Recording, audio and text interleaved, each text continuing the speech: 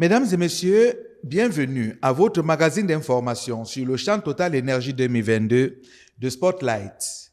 De Spotlight, c'est 13 minutes d'information qui vous sont gracieusement offerts par l'Union africaine de radiodiffusion, l'UAR.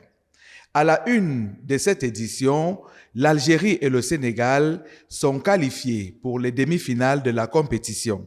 C'était au terme de 90 minutes de temps réglementaire de match, âprement discuté. Nous irons ensuite au Ghana, au pays du président Akufo-Addo. Là-bas, il y a des paysages et des sites touristiques de rêve que je vous inviterai tout à l'heure à visiter. Mais tout de suite, retournons sur les stades d'Alger pour voir avec vous les deux premiers quarts de finale au terme desquels l'Algérie et le Sénégal ont été qualifiés pour les demi-finales.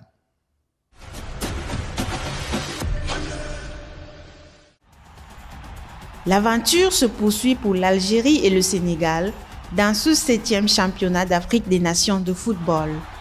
Vendredi 27 janvier 2023, au stade Nelson Mandela de Baraki, l'Algérie, le pays hôte, étaient face aux éléphants de Côte d'Ivoire.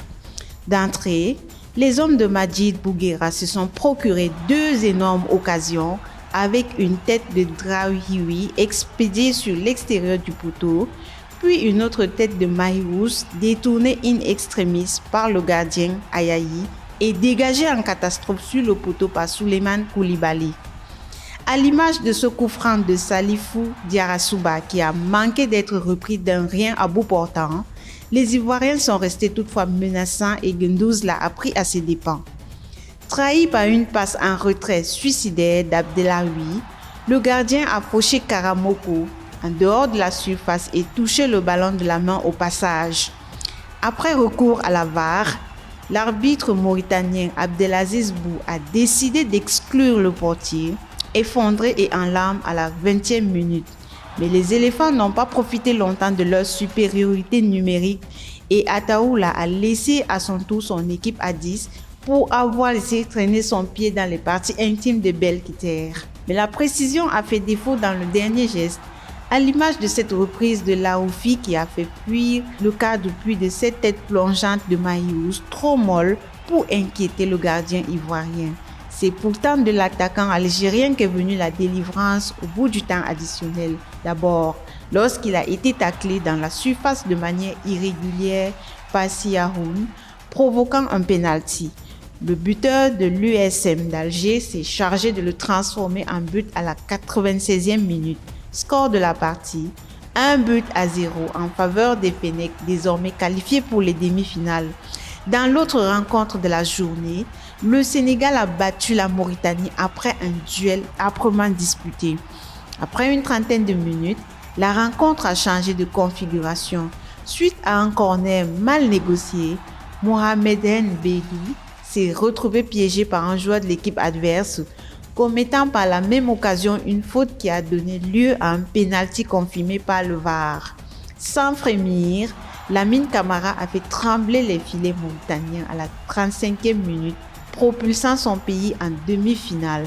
Malgré les changements opérés par Amir Abdou, les Sénégalais ont campé sur leur position. La partie s'est achevée sur un score de 1-0 en faveur des Lions. Pour les Mourabitounes, cependant, il faudra attendre le 8e championnat d'Afrique des Nations pour espérer une qualification en demi-finale. La promenade des Sablettes, c'est l'un des lieux les plus prisés de la capitale algérienne, Alger. On trouve là-bas des attractions diverses pour enfants comme pour adultes, des restaurants, des jardins, des pistes cyclables, le tout le long d'une plage que beaucoup prennent du plaisir à visiter. Voici le Chan, au cœur de la Sablette. C'est un reportage signé Irène Gaouda. Chers téléspectateurs, nous sommes ici à la promenade des Sablettes. C'est ici que le gouvernement algérien a aménagé l'un des sites de ramassage des supporters du 7e championnat d'Afrique des Nations. Nous vous invitons à la découverte. Située sur le littoral de la commune d'Oussendé à l'est d'Alger, La promenade des Sablettes a tout pour plaire. Des aires de jeu équipées de roulettes et de carrousels pour la détente des tout-petits, des snacks, des buvettes, des plages ainsi que bien d'autres. Au milieu des visiteurs venus nombreux aux Sablettes ce jour, Mohamed, vendeur de thé, s'affaire activement autour de sa théière placée sur un foyer de circonstance. Je vends du thé, des amandes, des pistaches, des cacahuètes, des noix de cajou. Pour 10 litres d'eau, je mets 20 grammes de thé et je laisse à ébullition pendant 40 minutes. Après, je peux servir à toute cette clientèle qui vient ici tous les jours. D'ailleurs, je profite de l'occasion pour souhaiter la bienvenue à tous nos frères africains qui sont là pour l'achat. En cette période de froid glacial où les uns et les autres ont besoin de thé pour se réchauffer l'organisme, le vendeur ne se tourne pas les pouces. Bienvenue à la promenade des Sablettes. C'est un pôle touristique dans la ville ici. On retrouve toutes sortes d'attractions. Depuis le début du 7e championnat d'Afrique des Nations de football, la promenade des Sablettes connaît une effervescence particulière. De par sa position géographique privilégiée et son vaste parking, le site a été choisi par le comité local d'organisation du Chan en collaboration avec la wilaya d'Alger pour abriter certaines activités de ce tournoi continental. Outre la fan zone qui accueille au quotidien des personnes désireuses de regarder les matchs sur écran géant, la promenade des Sablettes sert également de point de regroupement pour le transport par bus des supporters qui veulent rallier le stade Nelson Mandela de Baraki afin de suivre les matchs en direct. L'opération de transport se fait tous les jours de match à partir de 10h. À la fin de chaque rencontre, les supporters sont conduits à bord de bus de couleur orange vers les Sablettes, d'où ils regagnent leur domicile respectif. C'est un grand parc d'attractions pour de nombreuses familles. La sécurité y est assurée. On peut recevoir ici entre 500 et 1000 visiteurs par jour. Le pic des visites est constaté pendant l'été. Dans la ville d'Alger, la promenade des Sablettes est une destination prisée.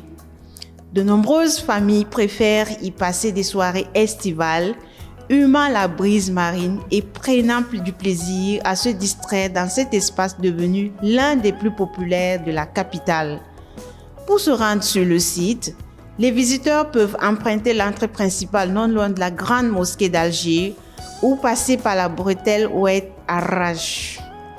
Pendant les week-ends, des familles entières, des couples, des femmes seules, des pêcheurs, des sportifs et autres viennent profiter de la vue splendide sur la Méditerranée ou pour admirer la beauté d'un arc-en-ciel.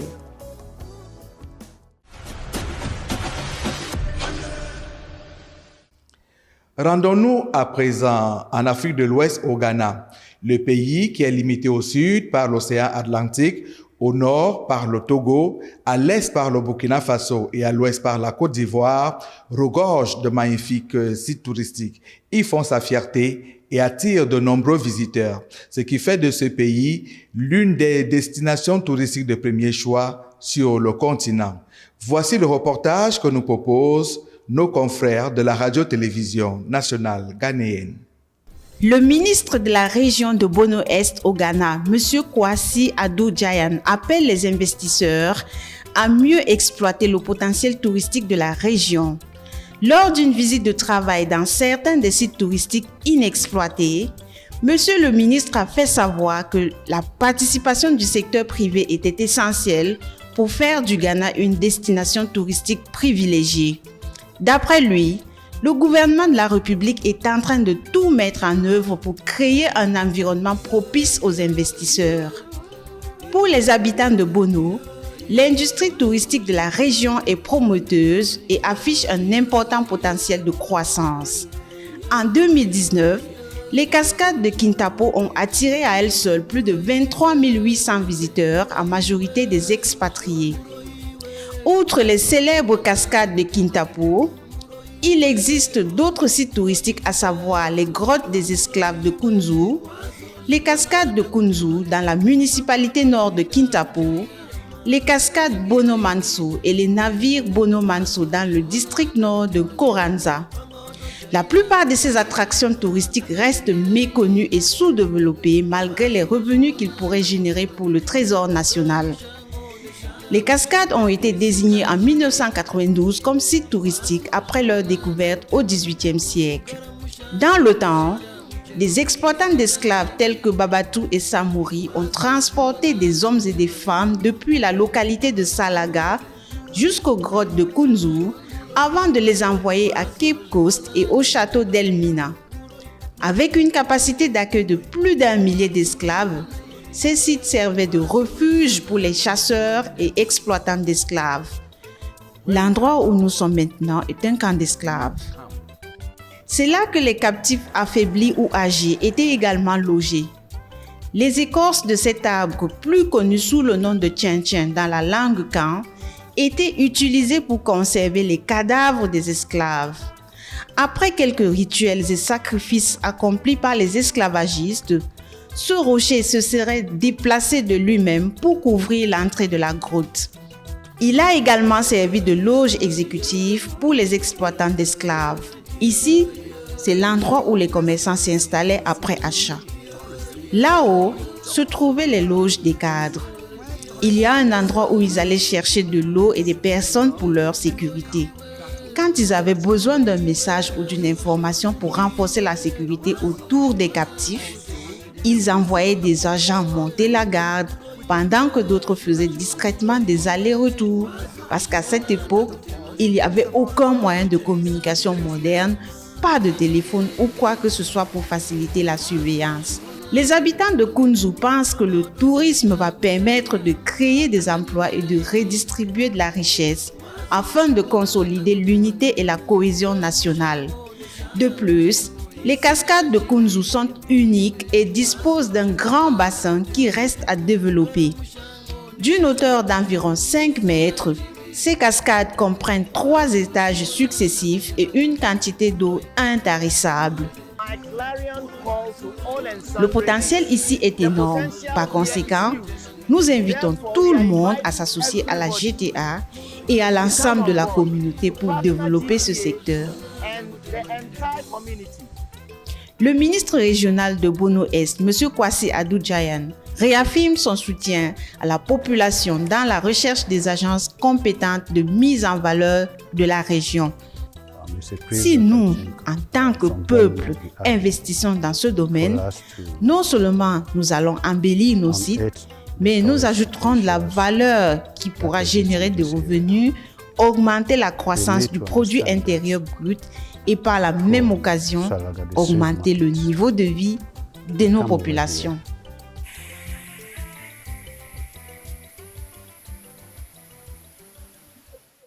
Et c'est ici que prend fin cette édition de The Spotlight. Mesdames et messieurs, nous espérons que vous avez pris du plaisir à nous accompagner. Retrouvons-nous très prochainement pour une autre édition. Mais en attendant, je vous invite à rester connectés à nos plateformes numériques eubivision.org, Facebook, YouTube, Twitter, LinkedIn, Instagram et TikTok. À très bientôt pour un autre rendez-vous.